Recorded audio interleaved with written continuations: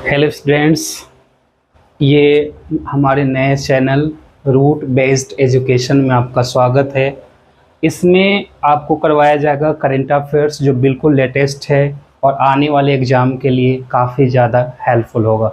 For example IAS है, PCS है, state level का कोई भी पेपर है, एसएससी है, बैंकिंग है, इन सारे गवर्नमेंट जॉब के लिए बेनिफिशियल होगा। इसमें जो जीएस करवाए जाएंगे वो ट्रिक्स के माध्यम से याद करवाए जाएंगे, ट्रिक्स के माध्यम से। वैसे देखा जाए तो लगभग 90% जो जीएस होंगे वो ट्रिक्स के माध्यम से करवाए जा सकते हैं, लेकिन 10% जो होते हैं वो ट्रिक्स के माध्यम से नहीं करवाए जाते। तो मैं जितने भी करंट अफेयर्स आपको पढ़वाऊंगा वो ट्रिक्स के माध्यम से करवाऊंगा, ताकि आप लोगों को याद करने में ज़्यादा आसानी नहीं होगी। बस आपको इतना करना है कि जहाँ भी समझना है उसको वीडियो को रोक करके आप उसको समझ सकते हैं, ठीक है। तो आपको जल्दी याद हो जाएगा। और मेरा भी ये मानना है कि कोई भी चीज़ अगर आप ट्रिक से याद करके रखते हो तो उसे भूलने के चांसेस बहुत कम होते हैं, ठीक है। तो स्टार्ट करते हैं। पहला क्वेश्चन है, जाति आधारित भेदभाव को प्रतिबंधित करने वाला अमेरिका का पहला शहर कौन सा बना? जाति आधारित भेदभाव को प्रतिबंधित करने वाला मतलब जो कास्ट, जो बैरियर्स वगैरह होते हैं, जिनके बीच में भेदभाव वगैरह होते हैं, उसको अमेरिका में प्रतिबंधित किया गया किसी शहर में। उस शहर का नाम बताना है। अब देखो, अमेरिका में तो चलो प्रतिबंधित कर दिया वहाँ पे जाति आधारित भेदभाव, लेकिन हमारे यहाँ क्या होता है, सरकार को भी पता है, सोसाइटी को भी पता है, भेदभाव बहुत होते रहते हैं। सबको पता है सोसाइटी में चल रहे भेदभाव होते रहते हैं, लेकिन सरकार क्या करती है, टालती रहती है। समाज क्या करता है, टालता रहता है। हालांकि धीरे धीरे खत्म हो रहा है, पूरी तरीके से तो नहीं कह सकते, लेकिन ओवरऑल कहा जाए तो टालते रहते। तो टालने से याद आया, सिएटल शहर का नाम है, सिएटल। सिएटल टालते रहते हैं हमारे यहाँ। कौन सा भेदभाव? जाति आधारित भेदभाव। आगे दूसरा क्वेश्चन लेते हैं। किस देश को BRICS New Development Bank NDB का नया सदस्य बनाया गया? किस देश को ब्रिक्स का, जो न्यू डेवलपमेंट बैंक है, जो फाइनेंस फैसिलिटीज देता है इन देशों को, इसमें ब्राजील है, रसिया है, इंडिया है, चाइना है, और बाद में लेटेस्ट इसमें साउथ अफ्रीका जुड़ा था। उसमें एक सदस्य जोड़े जाते हैं, किसमें? न्यू डेवलपमेंट बैंक में, नए। तो देखो, जब भी हम अपने ग्रुप में किसी को क्या करते हैं, ऐड करते हैं, तो क्या करते हैं, उसको अपने ग्रुप में उसको मिक्स कर लेते हैं। क्या कर लेते हैं? मिक्स कर लेते हैं, ठीक है। तो मिक्स से समझो मिस्र, मिक्स से मिस्र,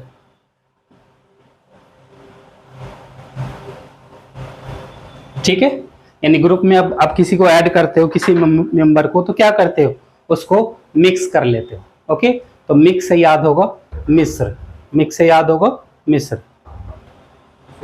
तो क्या करते हैं, न्यू जो सदस्य होते हैं उसको हम अपने में मिक्स कर लेते हैं, यानी मिक्स से ध्यान है मिस्र, ओके। तो ये हो गया, ये हो गया। अगला क्वेश्चन है, भारत में इंटरनेशनल टेलीकम्युनिकेशन यूनियन का क्षेत्रीय कार्यालय कहाँ खोला गया? भारत में खोला गया है। क्या खोला गया है? इंटरनेशनल टेलीकम्युनिकेशन यूनियन का क्षेत्रीय कार्यालय। अब देखो, इंटरनेशनल टेलीकम्युनिकेशन यूनियन है, उसका क्षेत्रीय कार्यालय। अब ऐसे कामों के लिए तो भैया आपको दिल्ली आना ही पड़ेगा। तो इसका तो साफ सीधा आंसर है नई दिल्ली।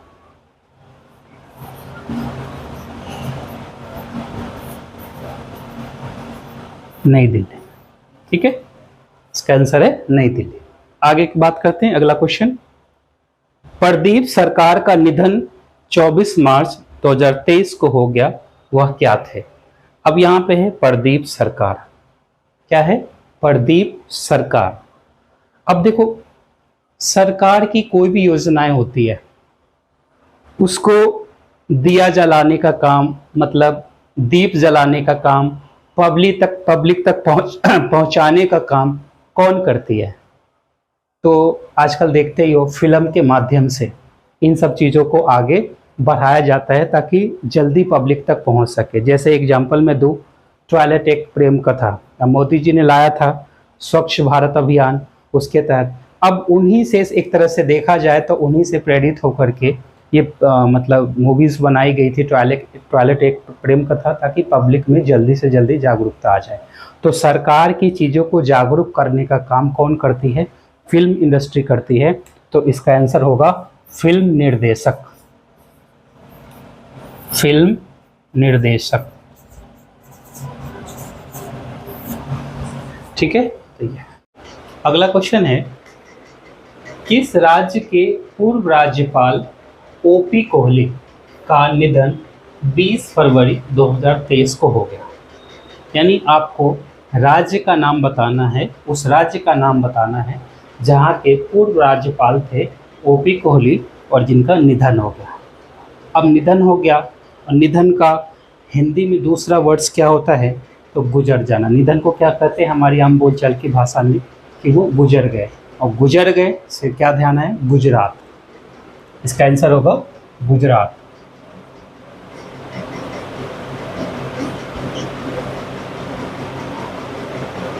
ठीक है, निधन से क्या ध्यान आया?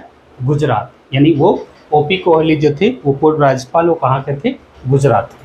अगला क्वेश्चन करते हैं, ललिता लाजमी का निधन 13 फरवरी 2023 को हो गया। किसकी? ललिता लाजमी का 13 फरवरी 2023 को हो गया। वह किस क्षेत्र से संबंधित थी? तो किसका डेथ हो गया? ललिता लाजमी का। और हमें क्या बताना है कि वो उसका क्षेत्र क्या था, मतलब किस क्षेत्र में वो फेमस थी, किस क्षेत्र की थी, उसके बारे में। अब इसमें कई सारे आपके पास ऑप्शन आएंगे, लेकिन इसको ट्रिक्स के माध्यम से समझते हैं। ललिता, अब देखा जाए तो ललित या ललिता, इसका मतलब क्या होता है? सुंदरता। ललित या ललिता का क्या मतलब होता है? सुंदरता। ठीक है, और हमें सबसे ज़्यादा सुंदर क्या चीज़ लगती है? पेंटिंग। क्या कहते हैं? ये पेंटिंग तो बहुत ही ज़्यादा सुंदर है। ठीक है, तो ये पेंटिंग क्षेत्र से संबंधित थे। तो आंसर होगा पेंटिंग। ठीक है, ललिता लाजमी किस क्षेत्र से संबंधित थी? पेंटिंग से। अगला क्वेश्चन करते हैं, एनसीईआरटी ने स्कूलों में शिक्षण व्यवस्था के लिए राष्ट्रीय मूल्यांकन नियामक यानी नेशनल असेसमेंट रेगुलेटर का गठन किया। इसका नाम क्या है? किसने गठन किया? एनसीईआरटी ने। किस चीज़ के लिए? तो शिक्षण व्यवस्था के लिए राष्ट्रीय मूल्यांकन नियामक का गठन किया है। तो क्या चीज़ का गठन किया है? तो असेसमेंट का। ठीक है, यानी मूल्यांकन। ठीक है, आपको ध्यान देना पड़ेगा यहाँ पे। मूल्यांकन, मान लो आप पढ़ाते हो या मैं पढ़ा रहा हूँ और किसी का टेस्ट लूँगा, तो टेस्ट से क्या करते हैं? उसका मूल्यांकन करते हैं, यानी उसका परख करते हैं। क्या करते हैं? परखते हैं। बच्चे भी अपने आप को परखते हैं कि हम कितने पानी में टेस्ट दे करके। तो मूल्यांकन से यहाँ पे ध्यान आया, इसका आंसर होगा परख। क्या? परख। हालांकि ये शॉर्ट फॉर्म है, लेकिन नाम क्या है? परख। तो आंसर हो गया कि एनसीईआरटी ने स्कूलों में शिक्षण व्यवस्था के लिए राष्ट्रीय मूल्यांकन नियामक नेशनल असेसमेंट रेगुलेटर का गठन किया। इसका नाम है परख। ठीक है, ये पेपर में भी पहले आ चुका है क्वेश्चन। अगला क्वेश्चन लेते हैं, किस भारतीय औद्योगिक समूह ने म्यांमार पोर्ट का मालिकाना हक बेच दिया? किस भारतीय औद्योगिक समूह ने म्यांमार पोर्ट का मालिकाना हक बेच दिया? तो भैया आजकल तो आप लोग न्यूज़ वगैरह सुनते ही होंगे। तो मालिकाना हक बेचना, खरीदना, पता है ना कांग्रेस किस पे इल्ज़ाम लगाती है? मतलब मोदी सरकार को टारगेट करके कि भाई इस वाले ग्रुप को मोदी सरकार ज़्यादा फेवरेबल कर रही है। जो भी है, जो न्यूज़ में आप लोग देख रहे हो, नाम से ही पता चल जाता है। अडानी ग्रुप। किसको? अडानी ग्रुप को। ठीक है, तो आंसर हो गया, किस भारतीय औद्योगिक समूह ने म्यांमार पोर्ट का मालिकाना हक बेच दिया? तो अडानी ग्रुप ने बेच दिया। अगला क्वेश्चन पढ़ते हैं, जीएसआई, ठीक है, भारतीय भूवैज्ञानिक सर्वेक्षण जियोलॉजिकल सर्वे ऑफ इंडिया ने किस राज्य में देश का सबसे बड़ा लिथियम भंडार मिलने की खबर को आधारहीन बताया? क्वेश्चन बहुत ज़्यादा इम्पोर्टेंट है।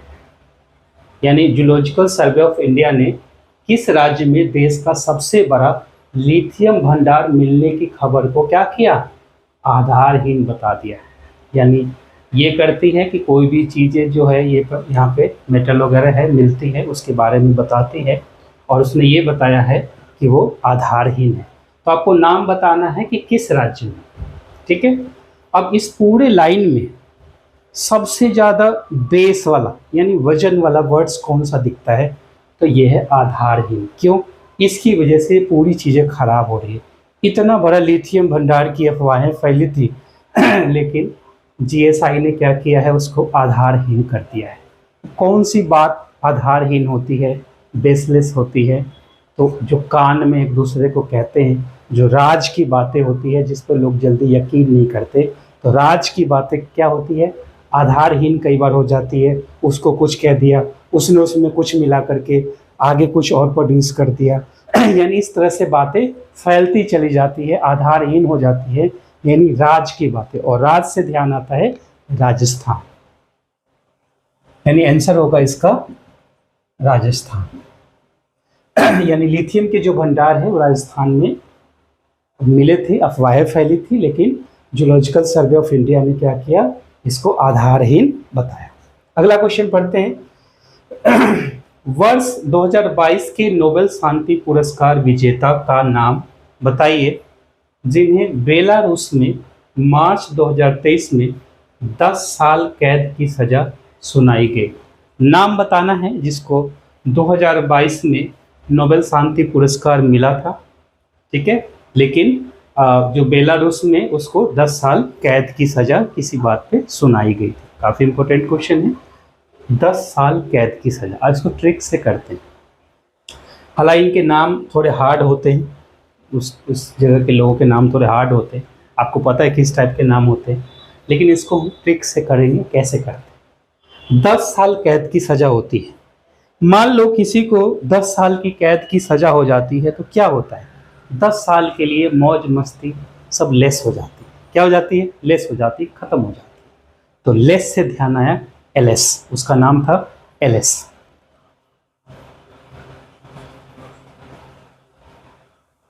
ठीक है, नाम क्या था? एलएस, जो 2022 का नोबेल शांति पुरस्कार का विजेता था, और बेलारूस में उसको 10 साल की सजा होती है, यानी 10 साल कैद में चला जाता है। उतनी जिंदगी की जो मौज मस्ती है उसकी लेस हो जाती है, तो लेस से ध्यान आता है एलएस, इसका नाम था एलएस।